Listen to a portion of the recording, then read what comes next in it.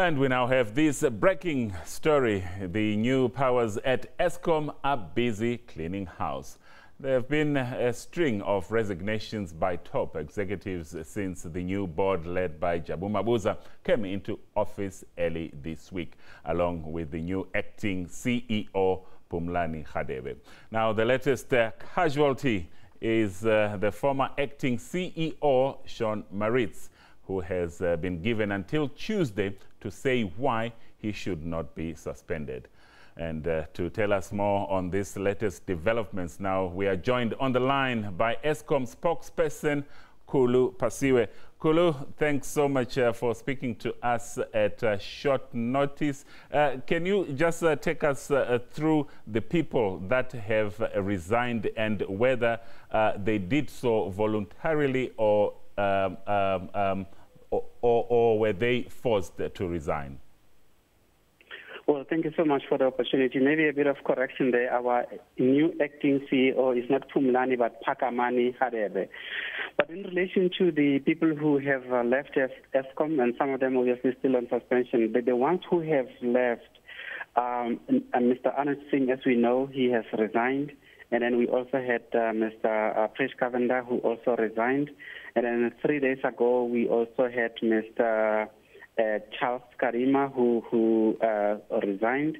And then we had Mr. Edwin Mabelani and Mr. Diraj Bima.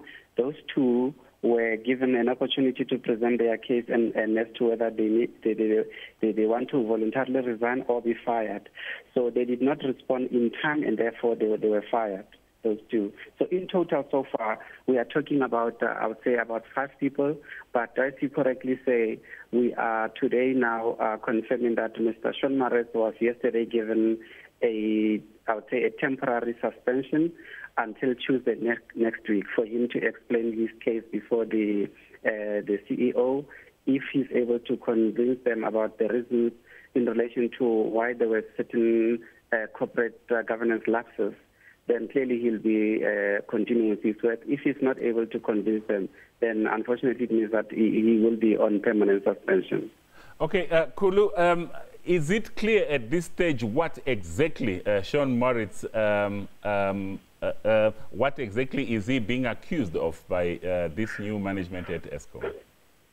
Well, the details obviously will follow later on once the board has sat and met with him. But all I can say at this stage, though, is to confirm some of the reports which are coming out to say that it has something to do with the recent letter that was sent by Eskom to McKinsey, where Eskom, according to some reports, was doing a flip-flop in terms of the earlier letter. Remember, Eskom had previously, last year at least, said that we want McKinsey to pay back the money that was unlawfully paid to them by Eskom. We have now written a letter through Mr. Maritz saying that there was nothing unlawful about the payments, and therefore everything was hunky-dory. However, Eskom, through Mr. Maritz, said, we want the money anyway. You need to pay it back. So the new board is now saying there needs to be some explanation as to why you have those kind of contradictions, where you're saying there's nothing wrong with the payments and yet you still want the money anyway. And also whether this letter was actually sanctioned by the board, because it looks like there are very, I would say, reports which are, some of them are saying it was written by the, confirmed by the board, and others are saying something different. So all of that will come out in the wash on Tuesday. Mm-hmm. And the power utility has really been on a roller coaster this past week. And I think, as you are saying now, this is possibly the 4th resignation we have seen now. Are we expecting more top officials to be released? Well, remember, last week on Saturday, there was a statement issued by the Office of the Presidency where they were basically saying the new board has to deal with people who are implicated in wrongdoing within Eskom in relation to corruption and the allegations around state capture. So if there are some of our officials within Eskom who are implicated and still are within the system, then clearly the wheels of I would say dealing with them will be gradually turning, and until obviously they are dealt with. And we know that, talking of Parliament there, that a commission of inquiry is still ongoing. Now, those that have resigned, are we certain that they will still be called on to appear in Parliament? Well, yes. The processes that are unfolding outside of Eskom are independent from Eskom. In other words, let's take someone like Mr. Anat Singh. Although he has resigned from Eskom, he can still be summoned by the Commission of Inquiry once it's established. So them resigning or being fired does not recuse them from being called to account in any of the commissions or other similar bodies that may be established in the future. And let's just speak briefly of Matsela Koko, who got a reprieve from the Labour Court this week. So is this still strictly within the employ of the power utility? Yes, the Labour Court was very clear that he cannot be fired until his matter is heard by the Labour Court on the 6th of February. So Mr. Koko is still within the system, but his matter, as we say, will be ventilated on the 6th of February at the Labour Court. Mm-hmm. And with so many top officials now leaving the power utility, now are you certain that the power giant will still be able to go on normally with its operations? Well, I think the most important thing that Eskom would like to mention at this stage is that first of all, we do have the numbers, obviously, and the skills, the requisite skills to run this organization. Remember, Eskom currently has just over 47,000 people. And generally, many of these people are people who are on the straight and narrow. They are doing things according to the book.